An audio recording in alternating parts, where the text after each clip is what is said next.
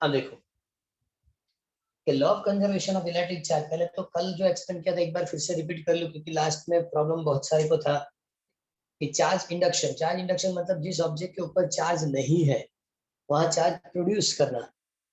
Okay, इसको charge induction बताया जाता है। और चार्ज इंडक्शन के लिए हम लोगों ने दो मेथड दी, फर्स्ट विथ कांटेक्ट, दूसरा without contact. First with contact, second without contact. अब विथ कांटेक्ट में मैंने बताया था, जस्ट एक्सप्लेन करिए, ग्लास रॉड आप सिल्क के साथ रब करो, ग्लास रॉड पॉजिटिव बनेगा, सिल्क नेगेटिव, मतलब ग्लास रॉड से सिल्क के ऊपर इलेक्ट्रॉन मूव होंगे, ट्रांसफर होंगे। सिमिलरली प्लास्टिक रॉड वूल के साथ रब करो, ओके, तब क्या होता है, तो प्लास्टिक रॉड नेगेटिव बनता है, वूल पॉजिटिव, इसका मतलब वूल से प्लास्टिक रॉड के अंदर इलेक्ट्रॉन डिफ्यूज होंगे। ये फिनोमिना फ्रिक्शन से होती है कि दोनों एक दूसरे के साथ रब करेंगे तो लास्ट ऑर्बिट के अंदर जो इलेक्ट्रॉन होते हैं वो न्यूक्लियस से ज्यादा फोर्स नहीं लगता, और न्यूक्लियस से ज्यादा फोर्स नहीं लगता मतलब वो इजिली रिमूव हो सकते हैं। ऐसे जो मतलब इलेक्ट्रॉन है वो अपने आप डिफ्यूज हो जाएंगे। और किसी एक ऑब्जेक्ट से सेकंड ऑब्जेक्ट पे जब इलेक्ट्रॉन डिफ्यूज होता है तो जिसने गेन किया वो नेगेटिव बनेगा, जिसने लॉस किया वो पॉजिटिव बनेगा। सेकेंड चीज, मैंने कल एक पॉइंट दिया था, ये तो बराबर, ये तो पता चल गया था, लेकिन कल एक क्वेश्चन भी पूछा था कि जब ये डिफ्यूजन होती है तो ऑब्जेक्ट की मास चेंज होगी, तो यस, जिसको आप पॉजिटिव चार्ज बता रहे, मतलब जो पॉजिटिव की तरह बिहेव करेगा उसने इलेक्ट्रॉन लॉस किया तो उसकी मास डिक्रीज होगी, जिसने इलेक्ट्रॉन गेन किया जितने इलेक्ट्रॉन गेन किए उतनी मास क्या होगी, इंक्रीज होगी। इस टाइप की फर्स्ट मेथड विथ कांटेक्ट वाली थी, मेथड किसके लिए थी, विथ कांटेक्ट।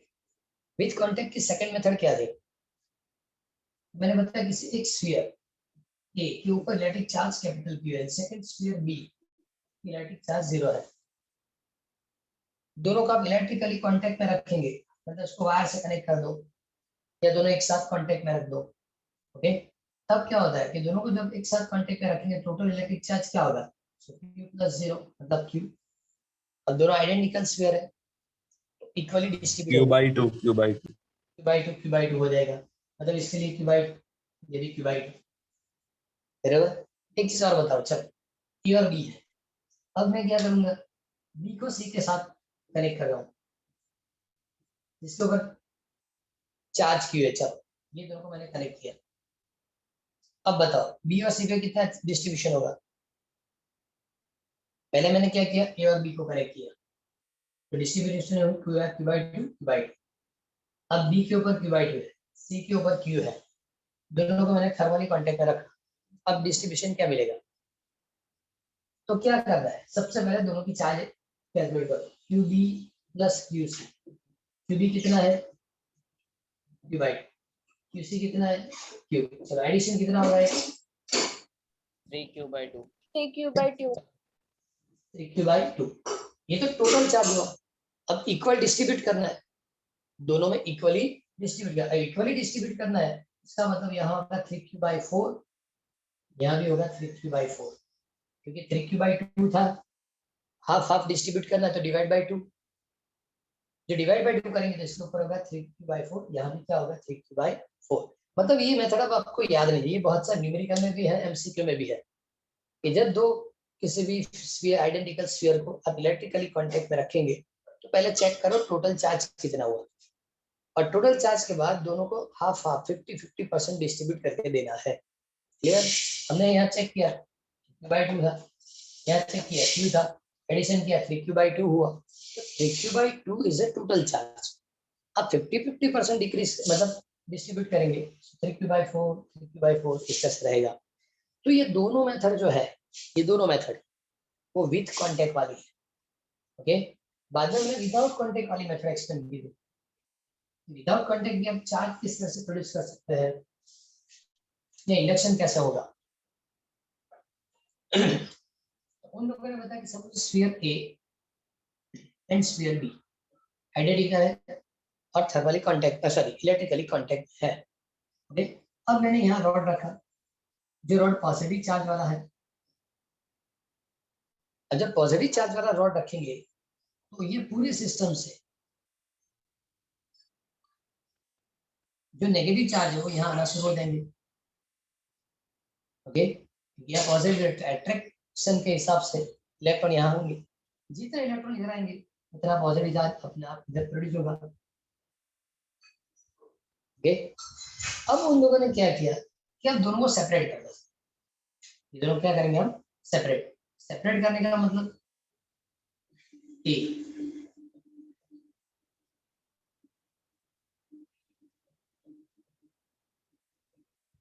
ये बी, यहाँ पॉजिटिव वाला रोड तो है ही। ओके, दोनों सेपरेट कर दी। अब दोनों सेपरेट करने के बाद इसको रिमूव करो, इसकी जरूरत नहीं है। तो इस स्फीयर के ऊपर टोटल कौन से चार्ज होंगे, तो सभी नेगेटिव चार्ज होंगे, जितने यहाँ तो अब इक्वली डिस्ट्रीब्यूट हो जाएंगे, और यहाँ क्या होंगे, पॉजिटिव चार्ज आ जाएंगे। मतलब एक नेगेटिव स्फीयर हो गया और एक स्फीयर पॉजिटिव हो गया। ये दो स्फीयर के लिए मैंने बताया, बाद में सिंगल स्फीयर भी एक्सटेंड किया सब एक सिंगल स्फीयर। ओके, जितने इलेक्ट्रॉन प्रोटॉन, मतलब तो इलेक्ट्रिकली न्यूट्रल है, लेकिन मैंने यहाँ रॉड रखा, ये सपोज ये रॉड पॉजिटिव चार्ज वाला है, यहाँ सब इलेक्ट्रॉन आएंगे, यहाँ सब पॉजिटिव चार्ज आएंगे। अब इस स्फीयर के ऊपर आपको पॉजिटिव चार्ज चाहिए या नेगेटिव, उस पर डिपेंड करता है। सपोज मुझे यहाँ पॉजिटिव चार्ज चाहिए, तो इसको अर्थिंग कर या ग्राउंड कर, ग्राउंड करेंगे तो इलेक्ट्रॉन स्फीयर से ग्राउंड के अंदर चले जाएंगे। जब ये ग्राउंड के अंदर चले जाएंगे तो इसका मतलब यहाँ इलेक्ट्रॉन नहीं रहेगा, तो इसको सब मतलब रिमूव करो, अर्थिंग रिमूव करो, दोनों रिमूव करेंगे तो आपको क्या मिलेगा, पूरे स्फीयर के ऊपर पॉजिटिव चार्ज मिलेंगे। ये ग्राउंड हो गए, ये रिमूव हो गया, remaining part only positive charge. Okay, similarly है, इसी स्फीयर को हम और एक मेथड से ग्राउंड करते हैं।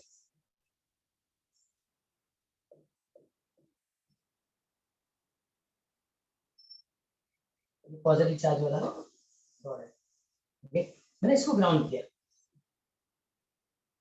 इस पोर्शन को ग्राउंड करेंगे तो पॉजिटिव चार्ज कभी ग्राउंड में नहीं आता। मूवेबल जो चार्ज है, मोशन करने वाला चार्ज है, वो ओनली इलेक्ट्रॉन, तो मतलब ग्राउंड से इलेक्ट्रॉन ऊपर आएंगे और जितने पॉजिटिव चार्ज को न्यूट्रल कर देंगे।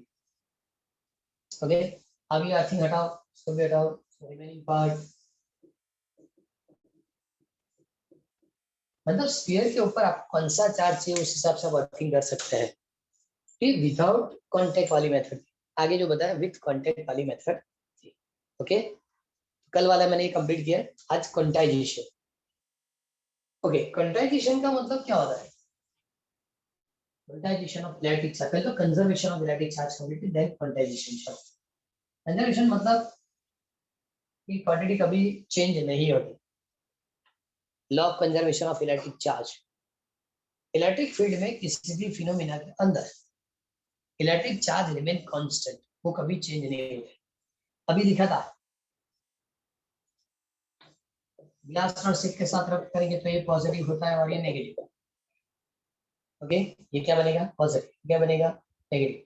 तो यहाँ जितने इलेक्ट्रॉन होंगे उतने यहाँ क्या होंगे, पॉजिटिव चार्ज होंगे। चलो, इनिशियली जब ग्लास और सिल्क रब करना शुरू किया तब दोनों के ऊपर कोई चार्ज था नहीं, रब करने के बाद एक पॉजिटिव बनता है एक नेगेटिव बनता है, लेकिन यहाँ जितना पॉजिटिव होता है यहाँ उतने ही नेगेटिव होते हैं, तो ये दोनों के एडिशन की क्या हो जाएगी, जीरो।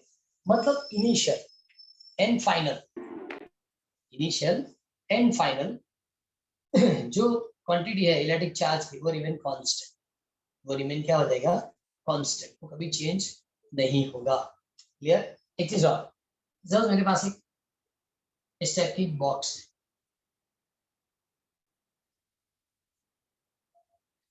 बॉक्स के अंदर कोई इलेक्ट्रिक चार्ज नहीं है, लेकिन सपोज मैंने बाहर से इसके ऊपर रेडिएशन पास किया, रेडिएशन के अंदर बहुत ज्यादा एनर्जी होती है, और एनर्जी होगी तो इलेक्ट्रॉन रिमूव कर सकते हैं, बराबर।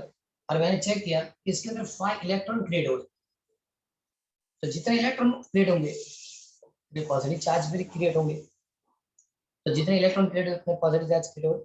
ओके, तो इनिशियली इस बॉक्स के अंदर चार्ज कितना आता है, तो initial charge 0, final electric charge कितना मिला, 5e minus and 5e plus, answer क्या हो जाएगा, 0। इसका मतलब कि law of conservation of electric charge से एक चीज बता सकते हैं, किसी भी फिनोमेना के अंदर total electric charge remain constant. Okay, आप बाहर से ऐड करेंगे, एज फॉर एग्जांपल कि मैंने इस बॉक्स के अंदर पहले से 3 इलेक्ट्रॉन रखे, 3 इलेक्ट्रॉन्स पहले से रखे, और बाद में मैंने रेडिएशन पास किया, तो टोटल कितना होगा? 3 इलेक्ट्रॉन 3, 5 इलेक्ट्रॉन प्रोड्यूस हुए, टोटल कितने हुए? 8 इलेक्ट्रॉन। लेकिन जितने इलेक्ट्रॉन प्रोड्यूस होंगे उतने पॉजिट्रॉन भी होंगे या प्रोटॉन भी होंगे। ओके, अब चेक करो इनिशियली कितना था?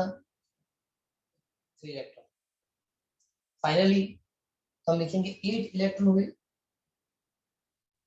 5 पॉजिट्रॉन हुए। चेक करो initial and final electric charge remain constant, वो चेंज नहीं होते। इसको बताएंगे law of conservation of electric charge. क्या लिख सकते हैं? Law of conservation of electric charge. एक चीज और है, न्यूक्लियस के अंदर जो न्यूट्रॉन होता है, जिसको न्यूट्रॉन के लिए 0 एंड 1 ऐसा लिखा जाता है। ओके, तो प्रोटॉन में कन्वर्ट करेंगे ना, तो किसमें कन्वर्ट करेंगे? प्रोटॉन में कन्वर्ट करेंगे, तो साथ में इलेक्ट्रॉन प्रोड्यूस होता है।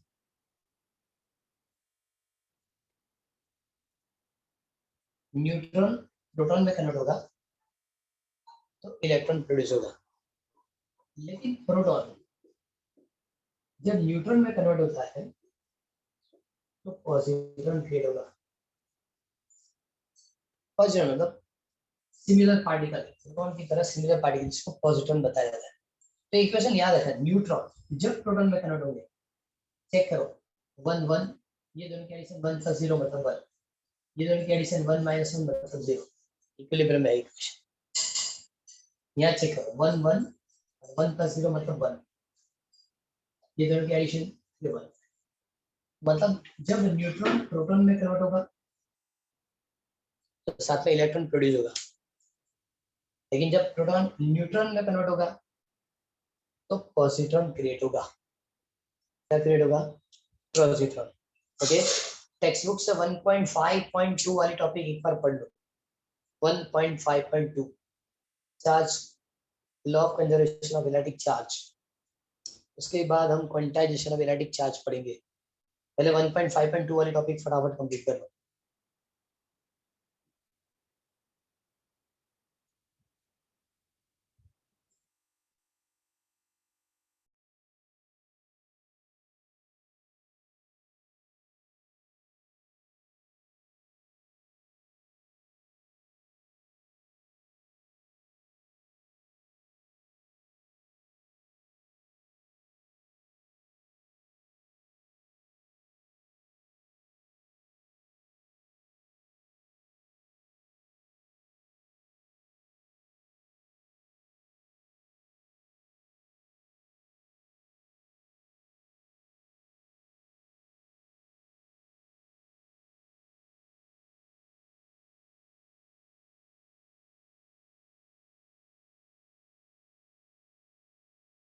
Sir, done.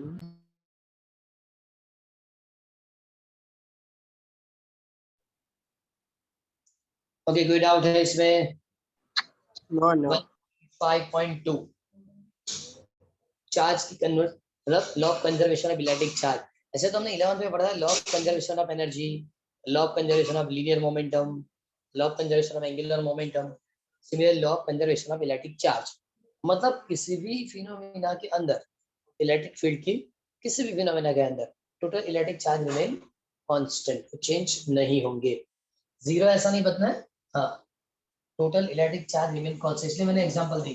Suppose initially 3 electron है, रेडिएशन पास करेंगे, 5 इलेक्ट्रॉन 5 पॉजिट्रॉन क्रिएट होंगे, so initial charge is 3 electron, final charge okay, तो एडिशन से पता चलेगा 3 इलेक्ट्रॉन मतलब इक्वल हो जाएंगे। Okay, now quantization of electric charge, ये टॉपिक प्रॉपर्ली प्रिपेयर करना है। क्वांटाइजेशन ऑफ इलेक्ट्रिक चार्ज मतलब अभी तक नेचर के अंदर 120 से भी ज्यादा, ऐसे तो टेक्स्ट बुक ऐसा लिखते हैं 100 से ज्यादा इलेक्ट्रिक चार्ज है। Proton, electron, neutron, positron, meson, number of charges. Okay, तो ये सभी इलेक्ट्रिक चार्ज जो है इसकी मैग्नीट्यूड क्या है, इसकी मैग्नीट्यूड क्या रहेगी, वो उन लोगों ने कैलकुलेट करना शुरू किया। जब कैलकुलेट किया तो पता चला कि सभी इलेक्ट्रिक चार्ज जितने नेचर में है, सभी इलेक्ट्रिक चार्ज की मैग्नीट्यूड किसी एक वैल्यू के मल्टीपल में रहती है, किसी एक बेसिक वैल्यू के मल्टीपल में रहती है। ओके, इसलिए लिखा इसको क्वांटाइजेशन। तो क्या लिखा, क्वांटाइजेशन। तो इलेक्ट्रिक चार्ज की value Q is equal to NE, Q is equal to NE, N मतलब मल्टीपल, E मतलब basic electric charge. So basic electric charge is 1.6 10 to -19 coulomb. Nature में जितने भी इलेक्ट्रिक चार्ज है सबकी वैल्यू मल्टीपल में ही होती है। ओके, N की वैल्यू सो -1 -2 -3 कुछ भी हो सकता है, 0 हो सकता है, 1 2 वो 3 4। चलेगा, मतलब वो सब देंगे एन की वैल्यू। नहीं नहीं, वही तो फाइंड करनी है ना, अभी कहाँ खत्म हुआ। N की वैल्यू कैसे कैलकुलेट कर सकते हैं तो बोलो। हाँ, और वो क्यू। क्या मतलब Q की वैल्यू दी होगी? Q, एक मिनट, हाँ Q की वैल्यू देंगे तो S फॉर एग्जाम्पल, चलो मैं आपको बता दूं प्रोटॉन के लिए N की वैल्यू क्या होगी। तो प्रोटॉन का इलेक्ट्रिक चार्ज मैंने पहले लिखा था। प्रोटॉन का इलेक्ट्रिक चार्ज क्या होता है, हमने आगे लेक्चर में लिखा था, प्रोटॉन की इलेक्ट्रिक चार्ज की वैल्यू क्या होती है। प्रोटॉन की इलेक्ट्रिक चार्ज की वैल्यू 1.6 10 to -19। इलेक्ट्रॉन की इलेक्ट्रिक चार्ज की वैल्यू 1.6 10 to -19, लेकिन नेगेटिव। ओके, अब बताया जाए कि प्रोटॉन के लिए N कितना होगा। प्रोटॉन के लिए N की वैल्यू क्या होगी, तो हम क्या करेंगे, प्रोटॉन के लिए पहला Q क्या होता है, प्लस 1.6 10 to -19, हाँ 1.6 10 to -19। ओके, तो यहाँ आप चेक करो N इक्वल टू क्या मिल सकता है, 0 +1। 1 डिवीजन में जाएगा नहीं, डिवीजन में तो 1.6 10 to -19 कैंसर, N equal to +1। Okay, similarly for electron, electron के लिए calculate Q is equal to Ne, लेकिन Q की वैल्यू -1.6 10 to -1 -1 -1, ये कैंसिल करो, N equal to minus. Okay, लेकिन न्यूट्रॉन के लिए पूछा तो उसकी न्यूट्रॉन 0 है उसकी तो वैल्यू। के लिए 0, ये लिखा Zero. 1.6 10 to -12। तो न्यूट्रॉन के लिए 0 रहेगा ना।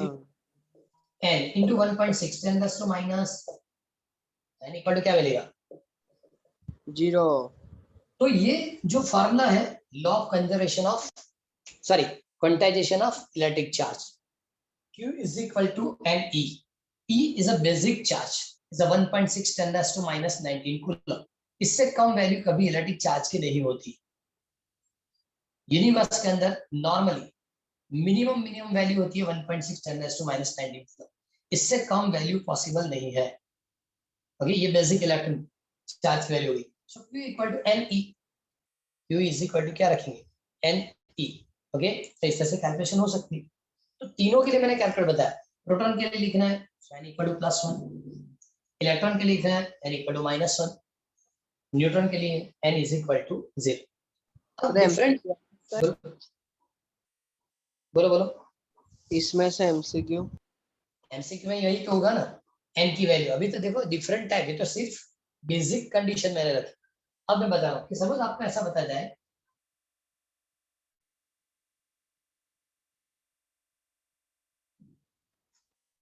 Cu+2 की इलेक्ट्रिक चार्ज कितनी होगी, Cu+2 की इलेक्ट्रिक चार्ज कितनी होगी, तो यहाँ चेक करो Q इज इक्वल टू, या small q is equal to n equal to क्या लेंगे, बैलेंस जो होगी उसको n इक्वल टू लिखेंगे +2, और बेसिक इलेक्ट्रिक चार्ज कितना होगा, पता चला। Cu+2 के लिए आपको इलेक्ट्रिक चार्ज फाइंड करना है। चार्ज फाइंड करना मतलब Q लिखा मैंने, n equal to +2, E is equal to 1.6 10 to -19, so answer is 3.2 10 to -19 coulomb. ये पॉजिटिव होगा क्योंकि पॉजिटिव है। Electric charge of Cu+2 clear. Al+3 के लिए लिखना है तो 3 करके कर देने का 3 is equal- हाँ, Q is equal to +3 into 4.8 10 raised to minus 4.88. 4.8 minus 19 coulomb. हाँ बस Okay. Similarly, NO3 minus 2 minus 1 क्या होता क्या है सर ये है? NO3 वो 3 करके वो -2 जो है वो -3.2 एक मिनट वेट, ये -2 होता है -1 होता है? मैं पूछता हूँ वैलेंसी क्या होती है? NO3 -1 या NO3 -2? आपने ऐसे एक सॉल्यूशन यूज किया होगी ना HNO3?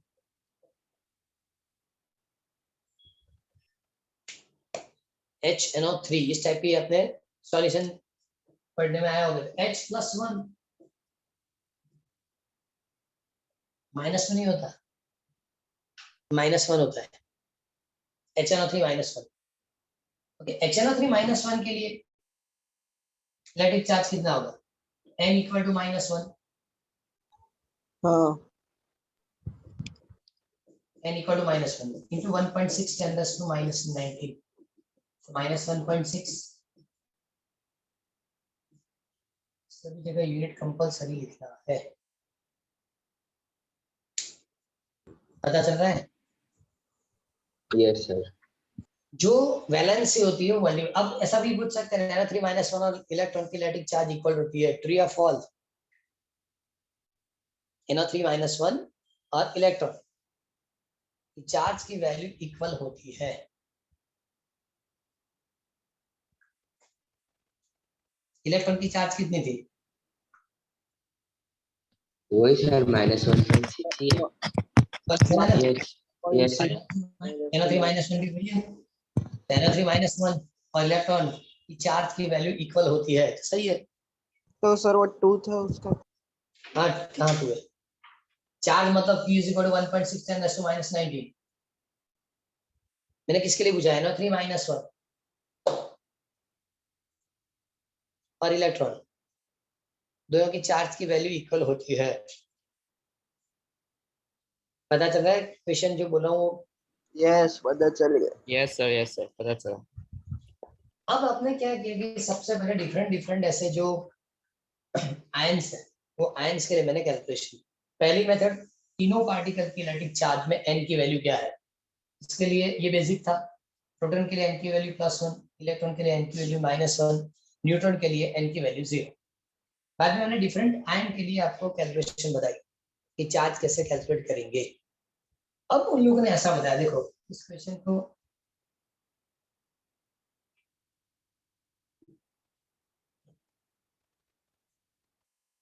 चलो पहले फॉर्मूला लिखते हैं, Q = Ne। कैलकुलेशन में सबसे पहली फॉर्मूला हमको मिली है Q = Ne। ओके, ऐसा बताया जाएगा कि सपोज 1 कूलम पॉजिटिव चार्ज के अंदर, 1 कूलम कौन से चार्ज है? Positive charge. इसमें कितने प्रोटॉन होंगे? इसमें प्रोटॉन कितने होंगे? क्योंकि पॉजिटिव चार्ज किससे बनेगा? पॉजिटिव चार्ज जो मिलेगा किससे होता है? प्रोटॉन से बनता है। सर कितना? बहुत आवाज आ रही है हाँ, वो किसी के माइक में से बहुत आवाज आ रही है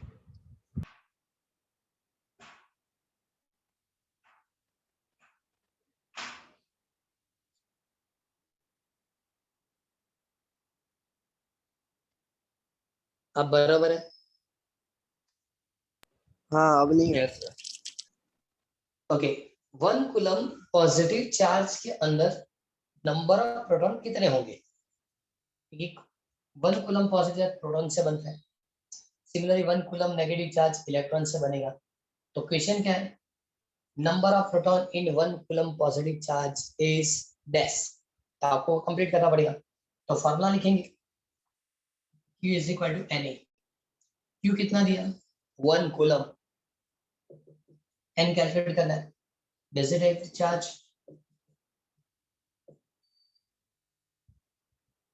Okay, so N = 1/1.6 10 to -19।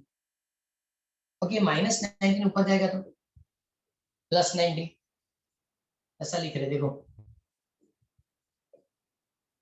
-19 ऊपर गया है तो +19 मतलब +19 में से मैंने 10 और 18 सेपरेट कर दिए, डिवाइड बाय, ये रेशियो बताओ, 10 divide by 1.6,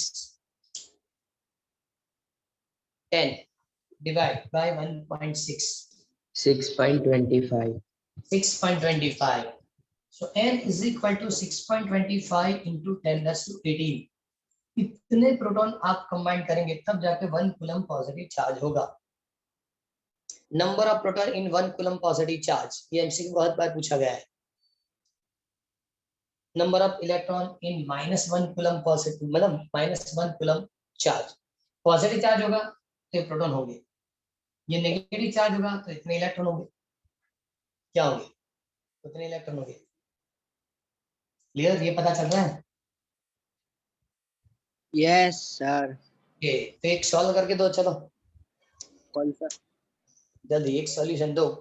okay, 1 microcoulomb, 1 microcoulomb positive charge के अंदर प्रोटॉन कितने होंगे? 1 माइक्रोकूलम पॉजिटिव चार्ज के अंदर प्रोटॉन्स कितने होंगे?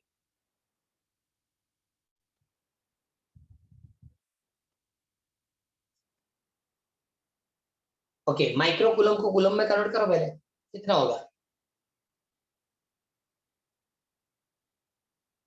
कल मैंने लिख के दिया था फॉर्मूला, इलेक्ट्रिक चार्ज की यूनिट क्या होती है? कूलम। तब मैंने लिखा था कि मिली कूलम, माइक्रोकूलम, नैनो कूलम की कन्वर्जन यूज होती है। 10 raised to -6. 10 raised to -6 coulomb, 10 raised to -6 coulomb. Okay, तो आपके पास Q की वैल्यू होगी, Q is equal to E equal to क्या होगा? 1.6 10 raised to -19, Q is equal to NE, Q equal to 10 raised to -6 N, 1.6 10 raised to -19, so N is equal to 10 raised to -6. Okay, क्या लिखेंगे? ये ऊपर गया तो plus हो जाएगा, 19 में से 6 माइनस करो, 10 raised to 13 divide by 1.6, again 10 divide by 1.6 into 10 raised to 12 into 10 raised to 12। तो ये रेशियो मैंने यहाँ लिखा है, ये आंसर भी होगा 6.25 10 raised to 12। So number of proton in 1 microcoulomb electric charge is 6.25 into 10 raised to 12। है कोई डाउट इसमें? No sir. ओके, पहले क्वांटाइजेशन वाला जो पैराग्राफ है पढ़ लो।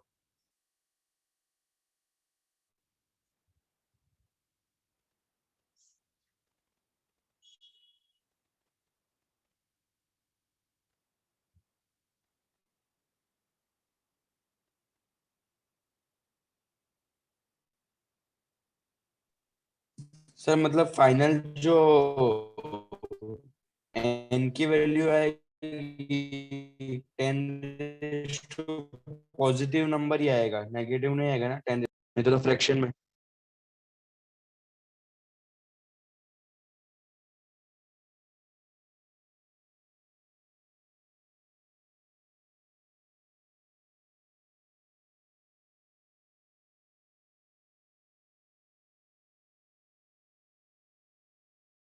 तो वो देख रहे हैं वीडियो बंद।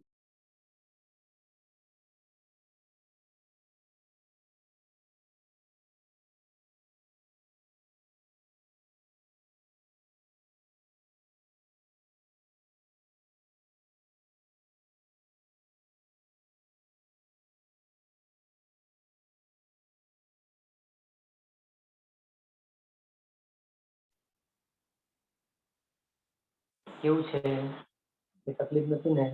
વર્ઝન મૂળમાં આવી ગયા ને? મેડમ મજામાં છે ને?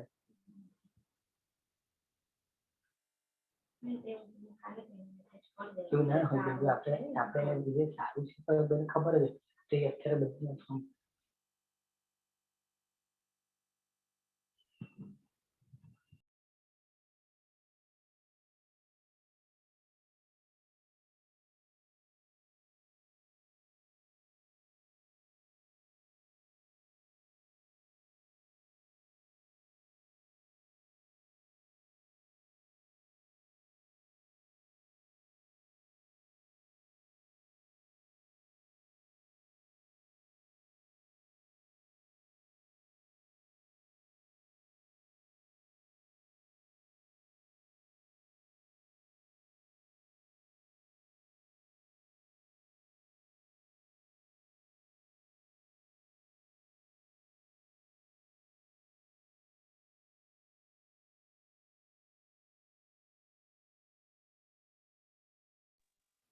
ओके, फिर से वो क्वेश्चन बताओ, वो जो पूछ रहे थे ना, फिर से बताओ। सर n n की वैल्यू जो 10⁻18 आ रहा है, 12 आ रहा है, वो नेगेटिव नहीं होगा ना? रेस टू में तो एक मिनट, फ्रैक्शन में आएगा। ये ये 6.25 इंटू 10⁻12 आया है, तो -12 नहीं आएगा ना? -12 नहीं होगा, देखो ये N- -19 ऊपर गया तो +19 हुआ, नहीं नहीं, +9 कोई दूसरी वैल्यूज में। हाँ प्लस में आएगा, प्लस में, क्योंकि सिंपल है ना, इतने सारे प्रोटॉन मिक्स होने के बाद इतना चार्ज क्रिएट होता है, इतने सारे प्रोटॉन मिक्स होंगे तब जाके यह आंसर मिलेगा, क्योंकि क्वांटाइजेशन है। आज मैंने वो आपको लॉग कंजर्वेशन वाली चीज बताई, ये चीज सभी क्या है कि नॉर्मली आपका एमसी में ज्यादा काम है, कि नेक्स्ट पीरियड से जो मुझे वर्क करना है वो डायरेक्ट कौन सा है, दो इलेक्ट्रिक चार्ज के बीच में लगने वाली फोर्स, वो तो न्यूमेरिकल में काम है। ये सभी जो पोर्शन है वो एमसीक्यू में सबसे ज्यादा काम में आएगा। ओके, एक चीज और भी है कि इलेक्ट्रिक चार्ज जो रहते हैं, जितने भी इलेक्ट्रिक चार्ज, एक चीज सिंपल है कि जब भी आपको कुछ ऐड करके number of electric charge suppose लिखना है, तो मैंने कल भी बताया, आज भी बता रहा हूँ, पॉजिटिव का आप पॉजिटिव लेंगे, नेगेटिव का आप नेगेटिव लेंगे, ओके, और बाद में ऐड करेंगे जो रिमेनिंग पार्ट बचता है। Okay, suppose number of electric charge सबको आपने ऐड किया, आंसर पॉजिटिव है तो रिजल्टेंट पॉजिटिव वैल्यू होगी, आंसर नेगेटिव तो रिजल्टेंट वैल्यू नेगेटिव होगी, आंसर 0 हो गया तो इसका मतलब सबकी एडिशन क्या हो जाएगी, 0 हो जाएगी। ओके, तो जैसे जैसे आगे हम न्यूमेरिकल एमसीक्यू सॉल्व करेंगे तब अपना पता चलने लगेगा कि ये वैल्यू किस तरह से चेंज होती है। क्लियर? सेकेंड चीज कि जो इलेक्ट्रिक चार्ज है, वो इलेक्ट्रिक चार्ज की थोड़ी बहुत 2-3 कैरेक्टरिस्टिक है। सबसे पहले तो दो टाइप के इलेक्ट्रिक चार्ज, पॉजिटिव और नेगेटिव, दो टाइप के इलेक्ट्रिक चार्ज, पॉजिटिव चार्ज है और नेगेटिव। सेकेंड, लाइक चार्जेस मतलब पॉजिटिव पॉजिटिव, नेगेटिव नेगेटिव के बीच में रिपल्सिव फोर्स लगेगा, लेकिन अनलाइक चार्जेस के बीच में अट्रैक्टिव फोर्स होगा। ये second statement. Okay, third statement, there is no existence of electric charge without mass। Charge की एग्जिस्टेंस मास के बिना नहीं है। क्यों? मैंने आपको फर्स्ट डे तीनों चार्ज के लिए mass of electron, mass of proton, mass of neutron लिख के दिया था। तो मास के बिना चार्ज की एग्जिस्टेंस नहीं है। Clear? Second, sorry, fourth statement, magnet of charge does not depend on मास और स्पीड। ऑब्जेक्ट की मास कितनी है इससे नहीं बता सकते कितना चार्ज हुआ। ओके, न्यूट्रल भी हो सकता है, पॉजिटिव चार्ज हो गया, नेगेटिव चार्ज भी होगा। Just minute.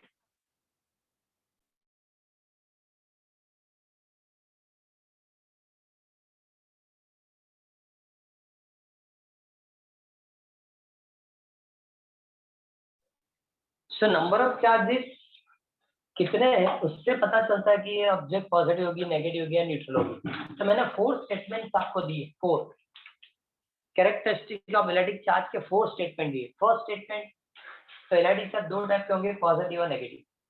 Second statement, like electric charge ripple करेगा, लाइक इलेक्ट्रिक चार्ज अट्रैक्ट होगा। Okay, third, there is a no existence of charge without mass, and fourth, the magnetic charge depend on mass and magnetic charge does not depend on mass and speed।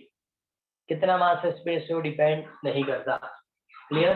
तो आज जो initially general information थी 1.5 तक, वो सभी complete कर ली।